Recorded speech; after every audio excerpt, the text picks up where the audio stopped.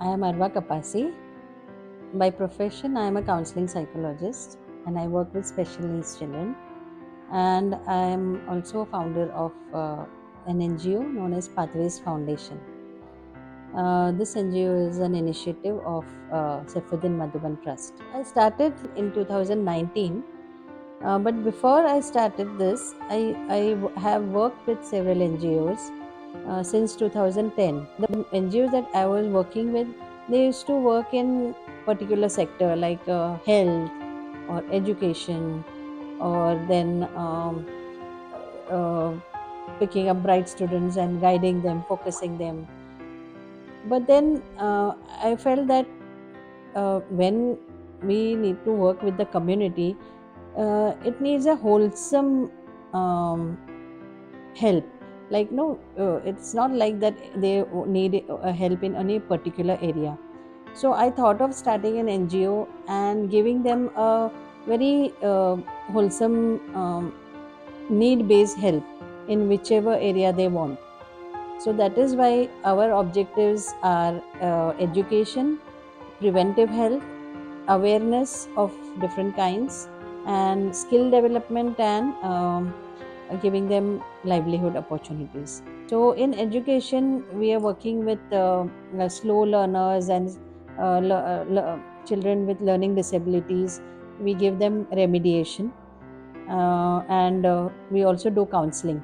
So as I am a professional counseling psychologist, my field expertise are into counseling, and I also work with special needs, so I do special this the remediation also. In preventive health, we believe in giving, like, as we believe that precaution is better than cure. We do health checkups in bastis and government schools. So we also do health checkup with school and their school children and their parents. So these children are coming from a very underprivileged background, and most of the time they ignore their health. Even their parents, they ignore their health. So we give them free health checkups so that they don't have to pay anything. And if they have certain issues, if they have any diseases, it is diagnosed and they can treat themselves. In awareness, we do different kinds of awareness like mental health awareness, gender equality awareness, then menstrual health, menstrual hygiene, and uh, uh, safe disposal of the menstrual aids. Sometimes we do environment based awareness, hygiene based awareness, addiction, different kinds of addictions, awareness on that. Then comes skill development. So we try to skill the ladies and children who have finished their 12th in different kinds of skills like uh, um, repairing of mobiles or laptops, um, teaching them MS Office, PowerPoint, Excel, all those things which is very much required for any job. Then for ladies, we have agarbatti making, masala making. We also teach them tailoring. 6 months tailoring courses are there.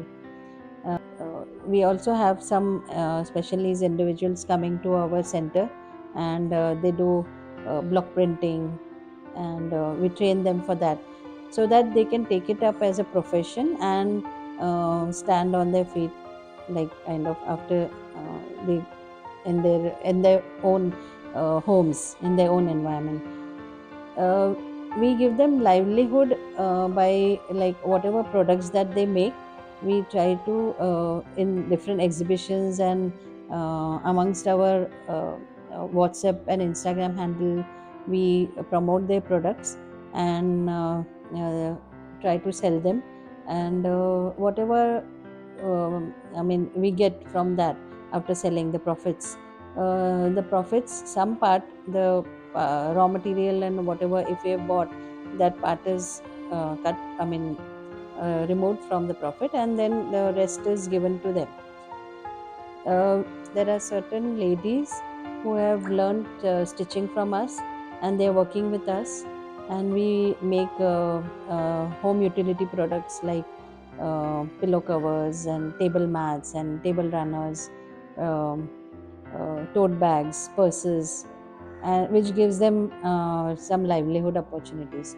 So, as a psychology professional, we are doing counseling and listening circles in schools, in government schools. We go into the schools for every week. We once a week we go there, and we hold a circle wherein we make them aware of their emotions, their feelings, and make how to how what emotions they go through, the varied kinds of emotions.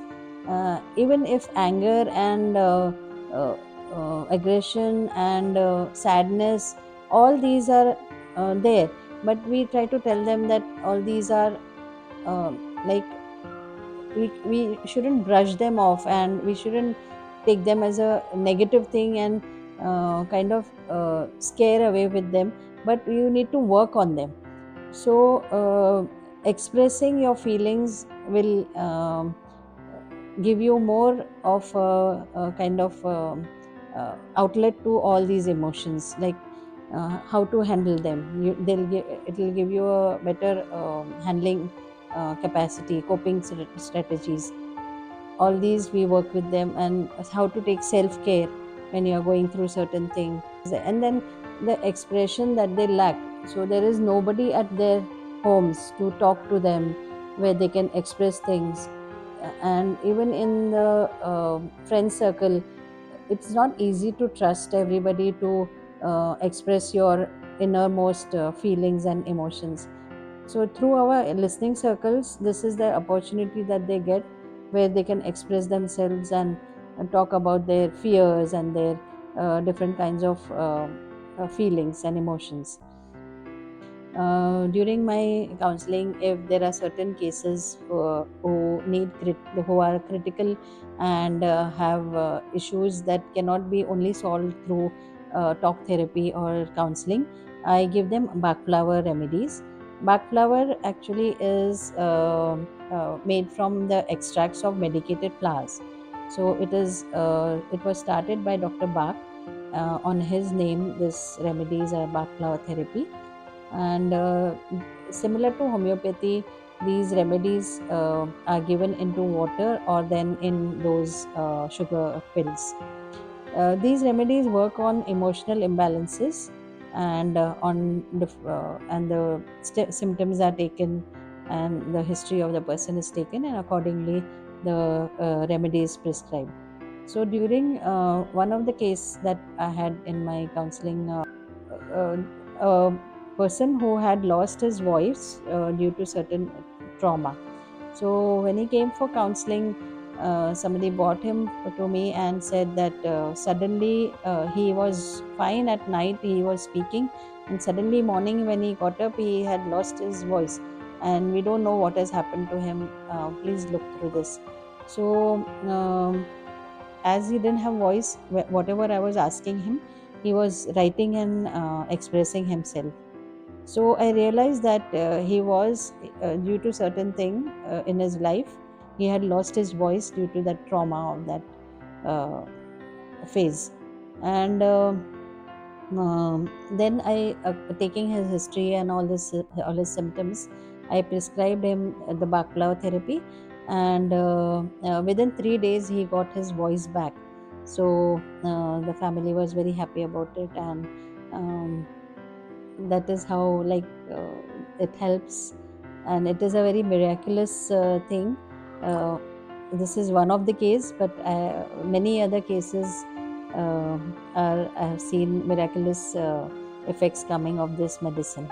So this journey of mine of opening an NGO and coming into the field of psychology starts with something which is affected me personally. I lost my husband in 2005 when my daughter was 7 and my son was 5.